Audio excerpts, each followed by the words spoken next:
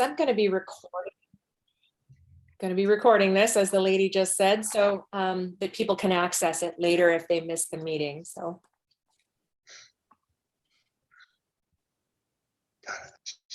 I see. So John, it's noon now and people might be kind of straggling in. If you want to give us a couple of minutes or two, or if you'd like to begin now, I understand your time is valuable. Yeah, no, it's fine. I've got all day, really. I'll just wait and you give me the nod when you're ready to go and we'll go. Okay, fantastic. Well, it looks like Gary and/or Claudia just joined us.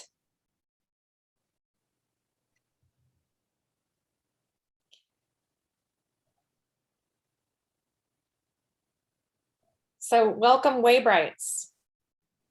Do we have Gary and/or Claudia with us today? You just hit your space bar if you'd like to speak.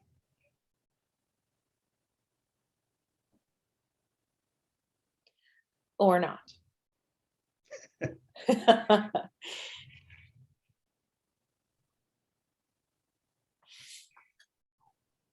All right, John. Well, let's go ahead and get started. People can join in as they have time to. I know how busy people's schedules are.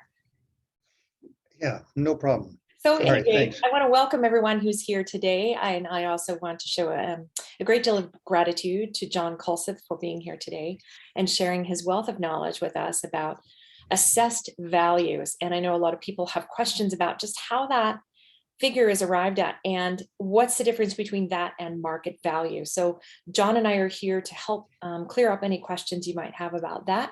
And with that, I'm going to give the floor to John Kulseth. Well, thanks, Tamara.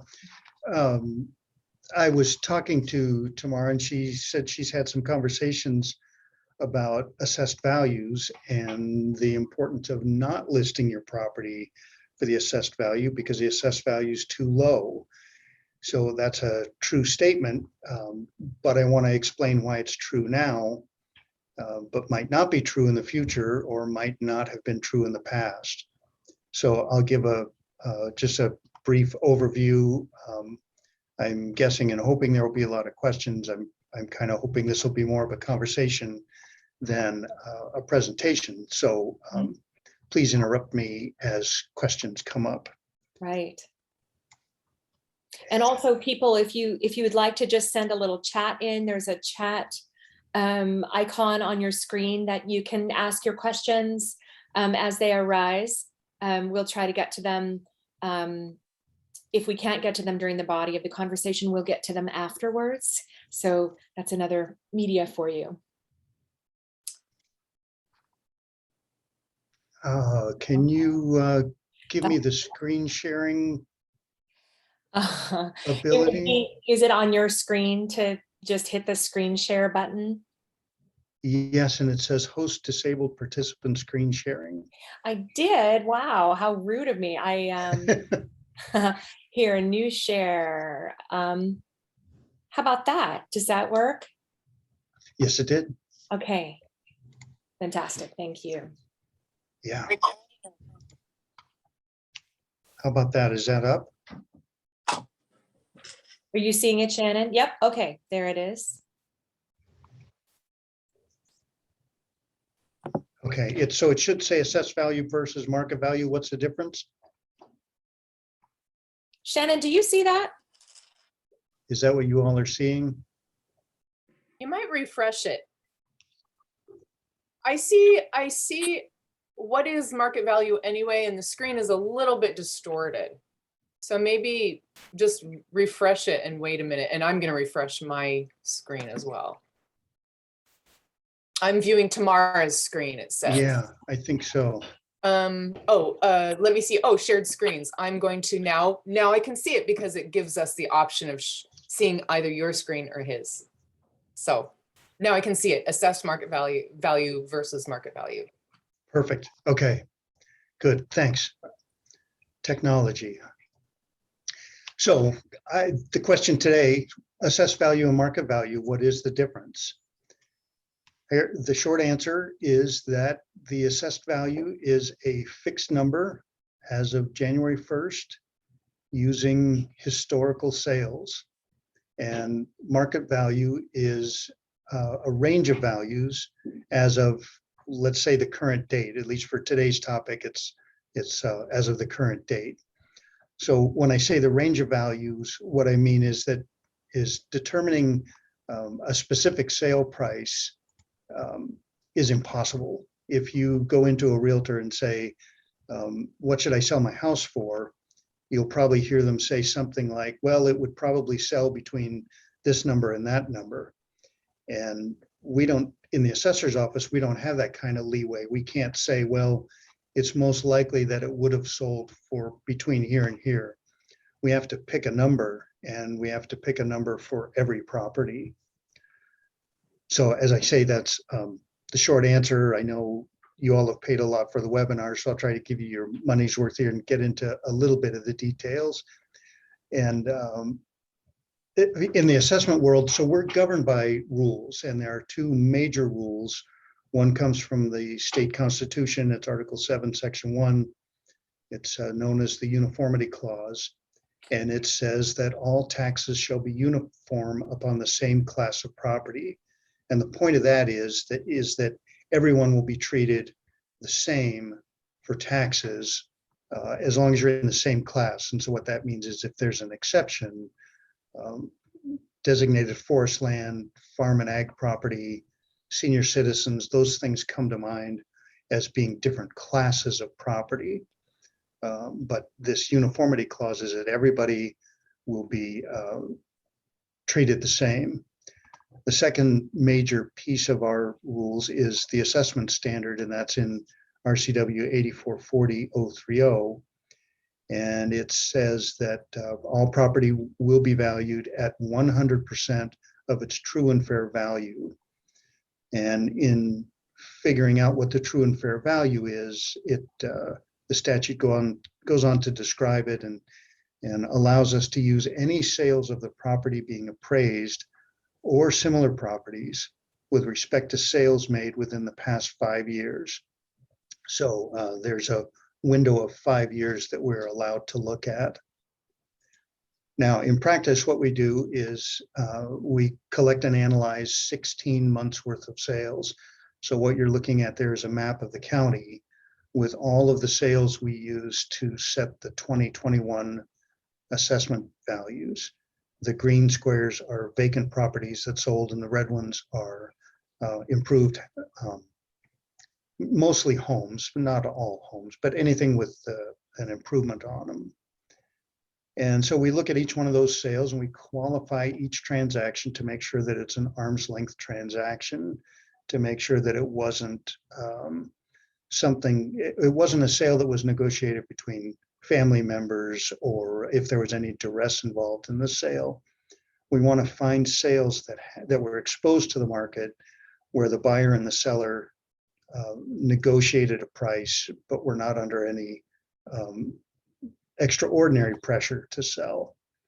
So for the current year example, the 2021 assessed value was set as of January 1st, 2021. So it's 11 months ago, based on sales from 2020 plus the first 4 months of 2021. So we're really looking at a 2020 market. So a year ago, we're looking at the market a year ago set as of January 1st.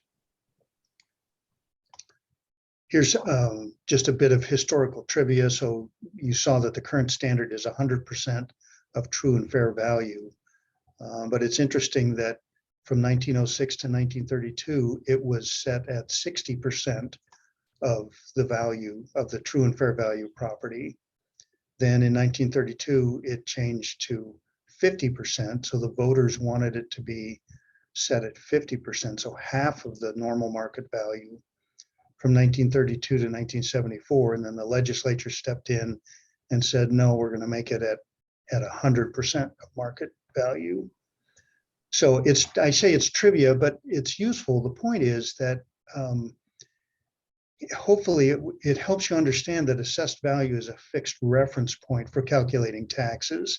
It doesn't matter if everybody is at half the value, 60%, 100%, 200%, 700%. As long as everybody is set at the same level, then the point of assessments, which is to get taxes calculated fairly from person to person, will happen as long as the standard is the same.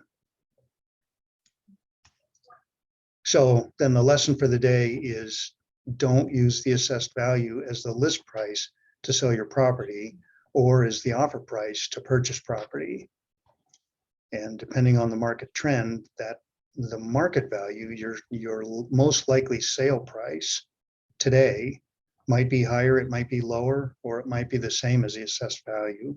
The assessed value is just a snapshot at a certain point in time based on historical information.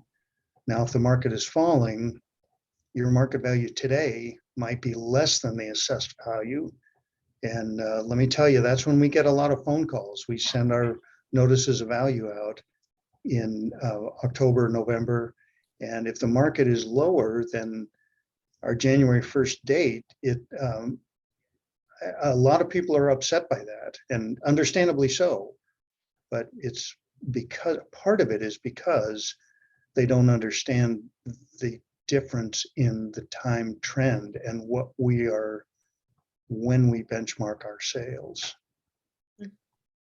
So that is a snapshot for you. Oh. So I'm happy to answer any questions. Did I ruin the screen sharing? Shannon, can you see it okay? I cannot see John's screen anymore. Okay, that's good, I guess, because I quit sharing. Okay, Or yeah. Yeah. I want to look at my little sheet. I have to go get it, but I might have a question. Hold on. It's great. So John, I understand that if people have an issue with their assessed value, there's a deadline in order to, and there's a process to raise a question about it. How did it get to that value? If they had maybe a different value in mind, there's a process to that and there's a deadline, correct? Can you help us understand that better? Yeah, sure, of course. So there are two deadlines. It's either, I think it's July 1st or 30 days after we send the new notice of value, whichever is later in the year. We are supposed to finish in April, and that's why the July 1st date is in the law. But we have never met that. I can't imagine we will ever meet that. So we send our notices of value out when we've finished, and there's a 30-day period of time when the homeowner or property owner, I should say, can let us know what they think about that. Sometimes we make mistakes, for sure. Is that 30 days so, after receipt or 30 days after the date of the letter? How does that work? Yeah, it's 30 days after the date on the note of the notice, and it's I think it's printed in the upper right-hand corner. Okay. And that's all spelled out on the notice. I hope it's clear. We continue to tweak that notice to make it as easily understandable with all of the information as we can. Mm-hmm. So we encourage people to call us, let us go over the property, make sure that we didn't confuse the property, make sure that we didn't add a garage that isn't supposed to be there. And then if that isn't a satisfactory conversation with the owner, then the next step is to appeal to the Board of Equalization. And it's the board is an independent body. They have a form. It's a very short form. It's very simple to fill out.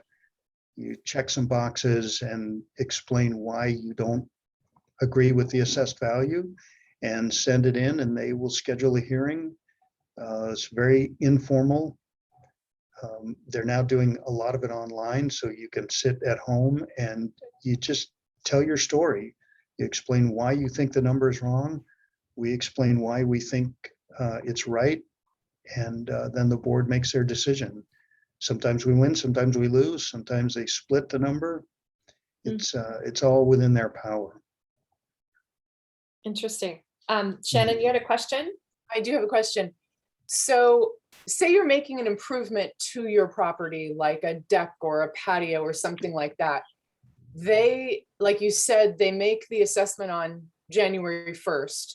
And so say your project is not finished when that assessment is made, but it will be or something, you know. So I'm curious as to when they see something like that, that's like a half finished project, is there any shift in the assessment, or do they wait completely until it's done?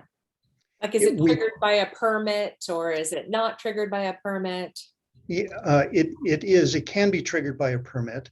It can be triggered by us wandering around and just seeing it. We're not bound by whether it's permitted or not. The rule is that if it was permitted or should have been permitted, then we're supposed to go and inspect it. There's a special date for what we call new construction, and that's July 1st. And so we go out and we look at property at how, what we call the percentage completion. How close is it to completion as of that new construction date? And we visit every island in the county to pick that stuff up. And we have a checklist for different pieces of the house or garage or whatever piece that is being done. We say it's half done or 3/4 done, whatever it is. And then that goes on to the tax roll. And then we'll go out again the following year to see what else has been added, if anything. So a partially finished project could add. Yes. Okay. Yes. So that's part of the question. And the other question that I had was, say two houses are exactly the same as far as like their construction, you know, but I see sometimes they have completely different values, like, you know, $40,000 difference. Yep. Can you say some of the like the things that might make that difference, like the land, the view, you know, or what might make that difference? You mind, Yep. Shannon, if I insert that this is a Homes for Islanders Yeah. project? Because I mean, there are I don't look at other neighborhoods a lot, but I do look at my own neighborhood and I see that. So. Right. And generally speaking, houses on the island are all very different from each other and unique, Right. and difficult to assess and value. But in Yeah. this particular case, exactly. And you're totally right, Tamara. Although there are, you know, because there are so many Homes for Islanders houses that are actually the same house, you know, it will make a difference because some are on small pieces of land and some are on large. And I was just curious about your thoughts, and thanks. That's a really good insight, Tamara, too. Yep. Yeah. Yep. I would say you guys are hired. All of those things are true. cool. It's there. There are no two houses alike in San Juan County. I wish there were. But Homes for Islanders is a great example because we call those cookie cutter neighborhoods. And if you go to Texas or some of the other states, actually some of the other areas in Washington, you get a lot of those neighborhoods where the developer had 3 or 4 sets of plans and they flopped where the garage was on the house. I know that the last assessor, Charles Zalmanak, had a great story he used to tell from Oregon. They used to be able to tell the difference in houses based on what they were painted, what color they were painted, because there were some neighborhoods that were just identical. So Homes for Islanders is a really good example for around here. If you see a difference of $40,000, what I want to say is it probably is related to the view. It could be, most of those homes are new, but it could be related to the condition. If one homeowner was taking better care of the house than the other.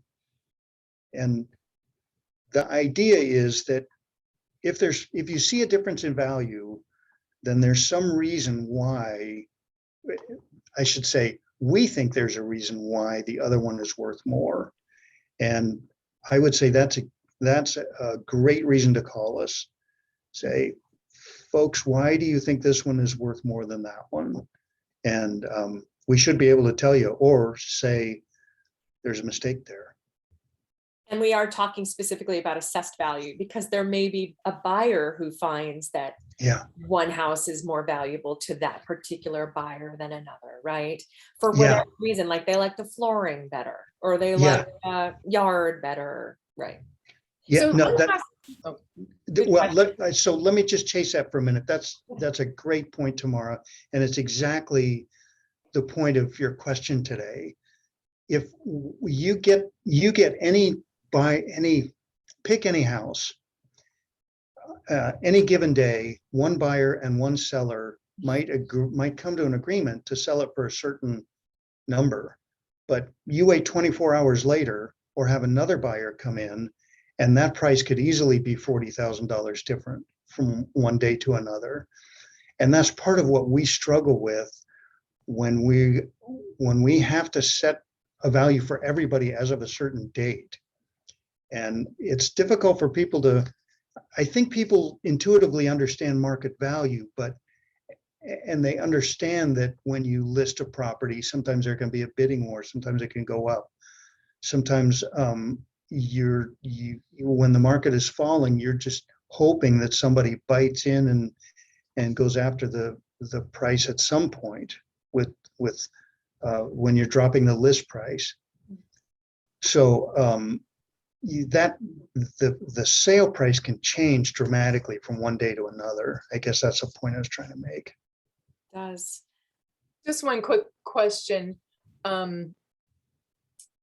Oh, did I forget what it was? Oh, I know. So in a sense, a part of what you're saying is it's kind of a double-edged sword, because in a sense, you want your assessed value to be lower because your taxes then will be lower. Yeah.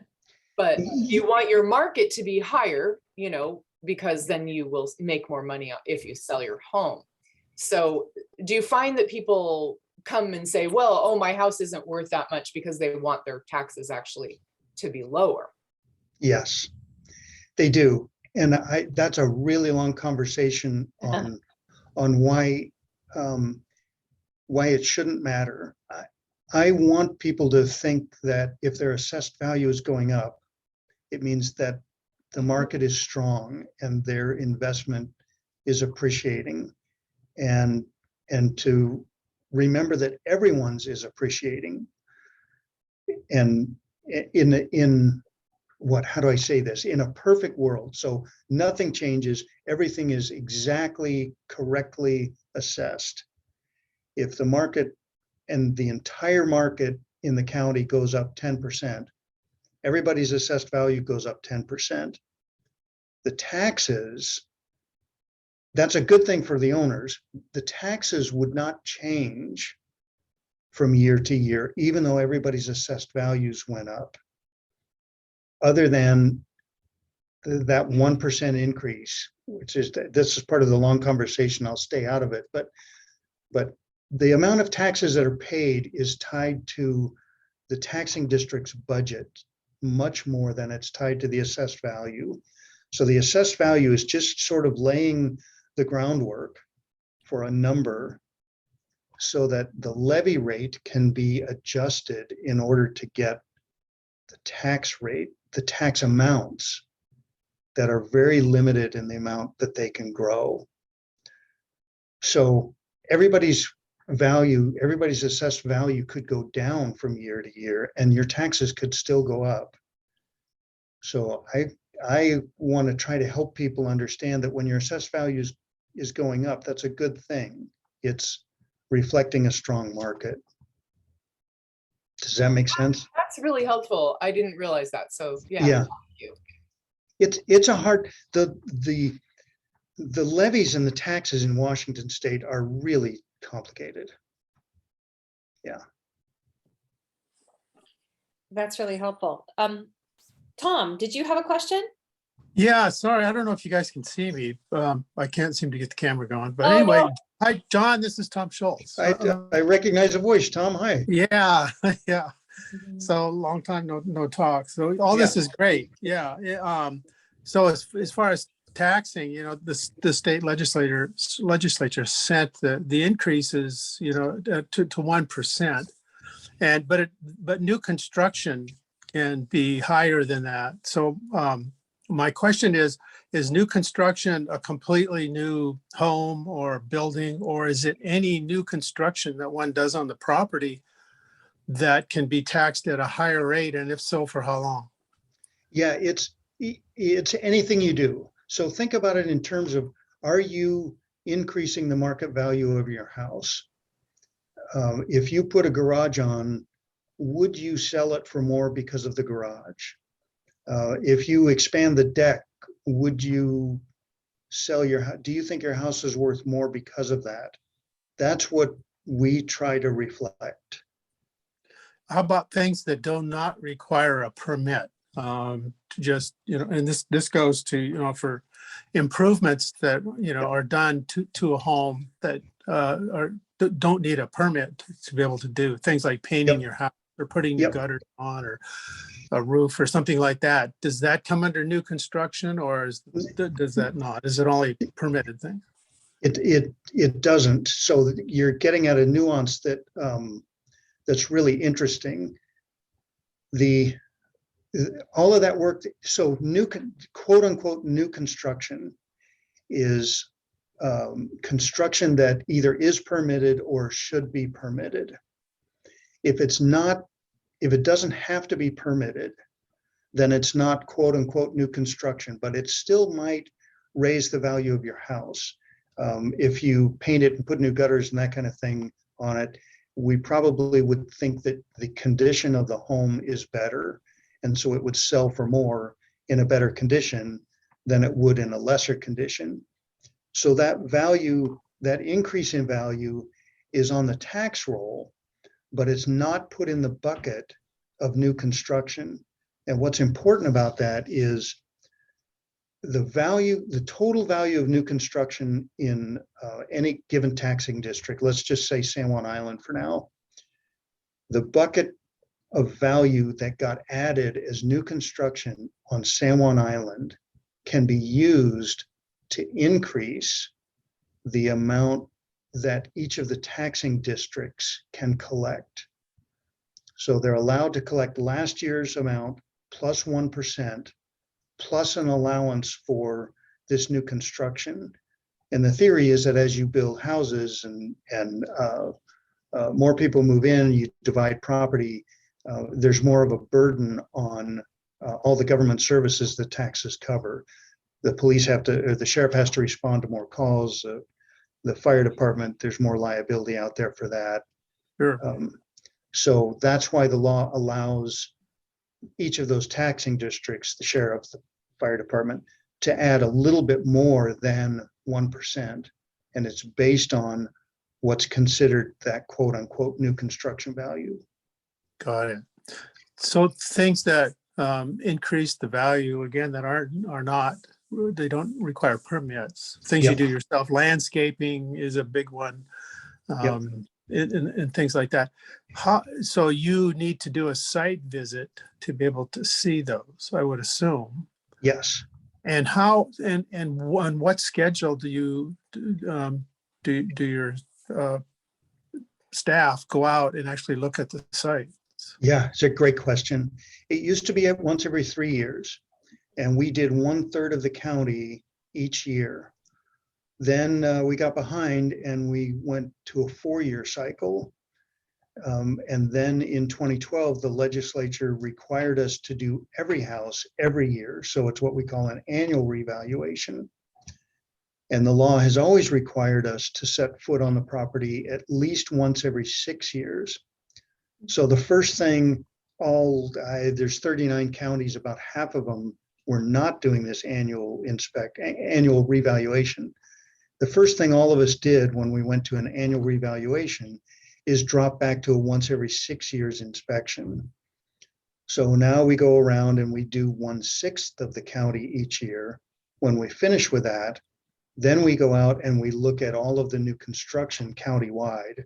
So good example is Bell Island over by Orcas. They were building a massive house. And if we were limited to this once every 6 years inspection, we would never have seen that house. So when we do this loop around the county, we stop everywhere and look at all of the new construction countywide. I see. So it could, your time between increases could vary. Yes, it could. Yeah, in fact, so there's plenty of construction out there that's unpermitted that we don't see. If we have no reason to know about it, you probably won't see us, and that's just the way it goes. If we, you get hit if you're living on a visible road and we drive by and we see brand new wood going up, we will stop and look at it. Yeah, but I've if we- I've go only ahead. seen anybody from your office on my property once, and I've lived Yeah. here for 27 years. We And try he to came be out, discreet. knocked on the door, and we had a great conversation. I tried to take him on a tour, the whole Yeah. thing. Uh-huh. And they don't usually see the interior, so That's things right. that go interior wise is almost off your radar, I assume. Yeah, that's right. You don't come inside? We don't. When the house is under construction, if it's open to the weather, we will walk through. But you can't always tell what it will be finished like inside. So sometimes we know that, sometimes we don't. Mhm. Yeah. I don't know how you do it. That seems like an awful lot of houses, especially as quickly as this county is growing and all the new Yeah. construction everywhere. Do you have an army of people out there trying to keep up with the demand? We're trying. We've got 4 field appraisers at the moment. 1 chief deputy that does most of the statistical stuff. I actually have a request into the county council to fund another person that will do all that statistical stuff, but they don't seem to understand the need. I'm amazed that I can't get that kind of help. Wow. But that's another day. So there's 4 people that go out right now in the field. Mhm. Well, and Gary and Claudia, you're down there. You used to work with John. Did you have anything to add? You have a lot of experience in the field. I didn't know you had retired, by the way. And all you have to do is hit your space bar to say something.